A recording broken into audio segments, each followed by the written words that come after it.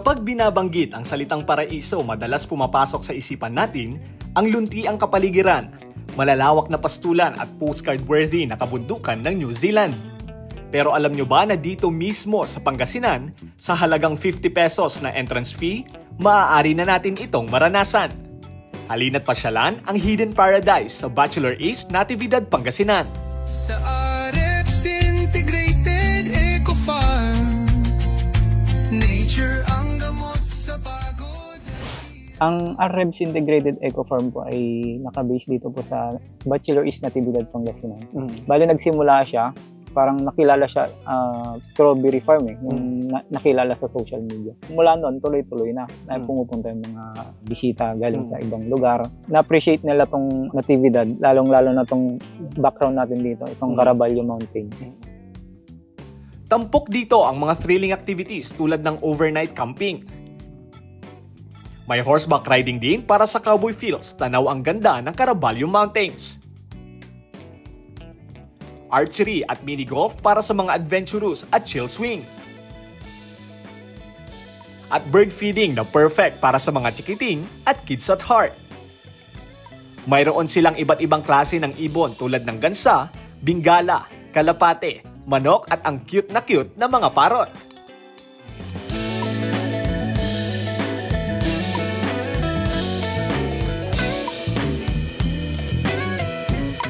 Isa rin sa isinusulong ng Naturang Farm ang organic farming bilang bahagi ng kanilang eco-friendly advocacy.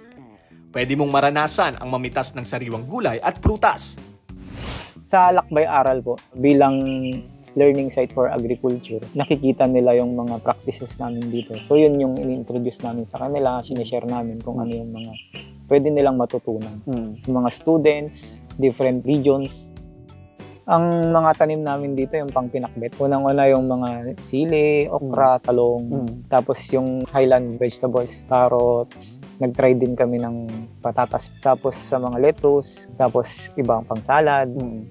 Tapos marami pa, sir. Bali, ang variety ng meron tayo sa REBS ngayon is ang Sweet Charlie po. At mabilis naman pong maparami yung mga runners po natin. Ito sir, Bali, ready to plant na to doon mismo sa ano sir? Opo, bali ready to plant na rin po ito. After 1 week pwede na rin po itong mai-transplant. Ang flowering stage po nito is mga 3 months pa po.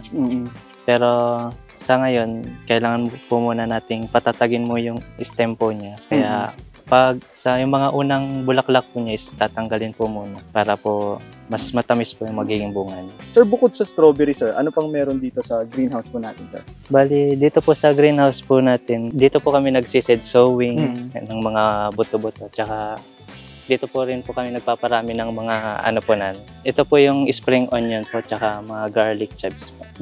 Spring onion. Organic to lahat na sir? Opo, organic po lahat dito. So nandito tayo ngayon sa REBS Integrated Eco Farm at ngayon kukuha tayo ng radish at magpapalakihan kami kung sinong pinakamalaking makukuhang radish. At tara, 1, 2, 3.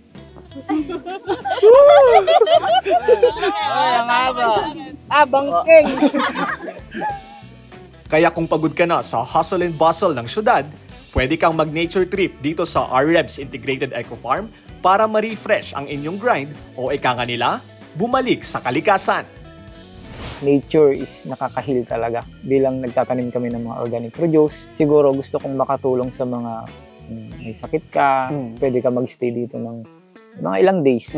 Enjoyin mo yung nature na to, yung environment na walang pollutant, walang lason. Eventually, mag-heal ka talaga, lalo na kapag kumain ka ng mga organic produce. Ini-invite ko po kayong lahat na pasyalan itong Natividad, REBS Integrated Eco Farm, at sana ma-enjoy nyo rin katulad ng pag-enjoy namin araw-araw dito sa sobrang gandang place na to. At sana is ma-appreciate nyo lahat kung makapasyal kayo. Yun po, karapuntan natin itong Natividad. Tara na sa REBS Integrated Eco Farm!